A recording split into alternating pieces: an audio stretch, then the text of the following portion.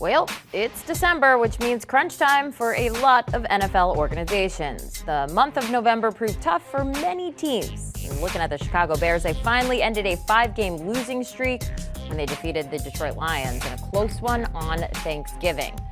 So how exactly have the Bears fared under Nagy? 32-27 as Chicago's coach. They're currently 4-7 this season. Nagy has a little time to turn it around, and it's not going to be easy, needing an upset over the Cardinals and the Packers, finishing off the season with the Minnesota Vikings. Let's go down the coaching hot seat list with our Jason Canfora. JLC, we're going to start off with Matt Nagy in Chicago. Is it safe to say that his future lies in how the Bears close out the 2021 season?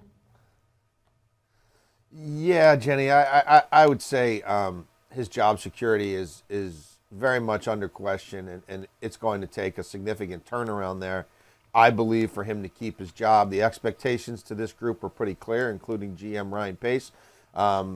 They wanted to be a playoff team. They wanted to be better than they've been the last couple of years when they've been 500, and they want to see Justin Fields develop and them get better play out of the quarterback position.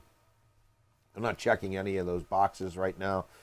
Yeah, there's still some time to salvage some things, but the unrest there among the fan base is pretty significant. That's a very sort of conservative, risk-averse ownership group there. And when the tide has turned this much against the coach, usually means bad things. I think Matt Nagy's going to have a heck of a time keeping his job. You mentioned the fan base there. I was watching the Bulls game earlier this week, and the Fire Nagy chants going on out there. I mean, fans just expressing their displeasure with the Bears head coach. So we shall see. All right. Up next on the coaching hot seat, we got Matt Rhule.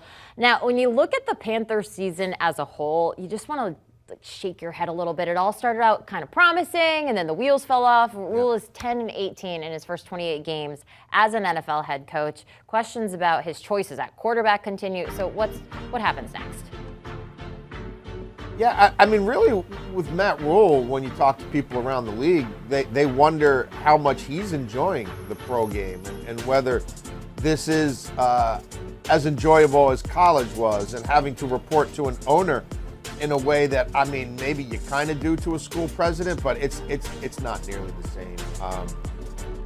You have a different level of sort of autonomy. I don't see David Tepper making a change per se, but you do wonder if the right college job were to be attractive enough to Matt Rhule, if it might intrigue him to say, you know what, I'm going to go back to where I've changed programs, I've changed the culture, I've been a dominant difference maker. But this is a team that's very much in transition. They got to figure out quarterback. Is Christian McCaffrey still part of their long-term plans? With what's going on with him from a health standpoint the last couple of years, they still need to rebuild that offensive line. They do have some pieces on defense. But it's hard to look at them and say that they're on a steady upward trajectory during the first 2 years of this regime.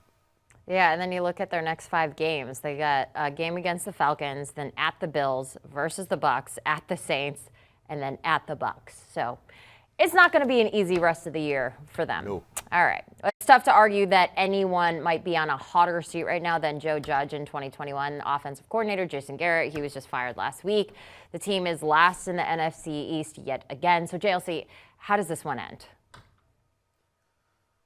I think it's going to end in some significant changes there. You know, he threw his Hail Mary, did Joe Judge, and he made that firing, as you mentioned, of Jason Garrett. He's bringing in his buddy, promoting his buddy Freddie Kitchens. I mean, they had 260 yards of offense on Sunday. I don't know. I mean, did it look a little better than Garrett's stuff? Maybe, but 264 yards of offense. Suboptimal, to say the least. There's been constant change and turmoil on that coaching staff.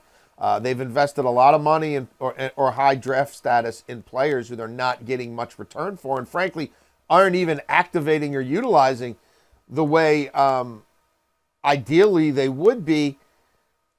And Dave Gettleman, the GM there, as I reported over the weekend, everything I'm hearing in the scouting community is that he's ready to move on and won't be back. So if you've already got to make changes like that, and you already might be looking to make more changes to your offensive staff, because again, unless this thing takes off with Freddie Kitchens, there's going to be questions to ask about, the future of Daniel Jones and Saquon Barkley and what exactly are we doing here, then at that point, ownership has to evaluate the coach as well.